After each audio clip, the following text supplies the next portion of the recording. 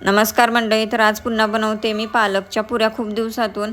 तर आज खाव्याशा वाटल्या तर मी पालक आणलेला, त्याची पानं चांगली तोडून घेतली, स्वच्छ धुवून घेतली. त्याच्यानंतर त्याच्यामध्ये कोथिंबीर भरपूर टाकली, थोडासा लसूण, मिरच्या चवीनुसार, तिखट जास्त तुम्हाला कमी लागते त्यानुसार, आणि जिरं टाकलं. थोडंसं पाणी टाकून त्याची ग्रेव्ही बनवून घेतली. इथं गव्हाचं पीठ चाळून घेतले, त्याच्यामध्ये थोडासा ओवा, थोडंसं पांढरे तीळ, थोडंसं तेल टाकून चांगलं मिक्स केलं, मीठ टाकलं आणि त्याच्यानंतर जी आपण पालकची प्युरी बनवली होती ते टाकून मस्त असं पीठ मळून घेतलं. नंतर थोडंसं तेल टाकून आपल्याला 10 मिनटं पीठ भिजत ठेवायचं आहे. तर 10 मिनटानंतर बघा पीठ भिजलं आहे आणि आता मी छोट्या छोट्या त्याच्या पुऱ्या करणार आहे. तर जास्त जाड जास्त पातळ अशा पण करायच्या नाहीत, मीडियम करायच्या आहेत पुऱ्या. मस्त अशा दोन्ही बाजून आपल्याला खरपूस अशा तळून घ्यायच्या आहेत.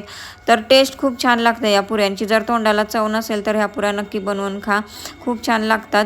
तर कोरड्या पण आपण खाऊ शकतो. मस्त अशा पुऱ्या तयार झालेल्या आहेत. तुम्ही काय करायचं आहे, लाईक करायचं आहे व्हिडिओला आणि आपल्या चॅनेलला सबस्क्राईब करायचं.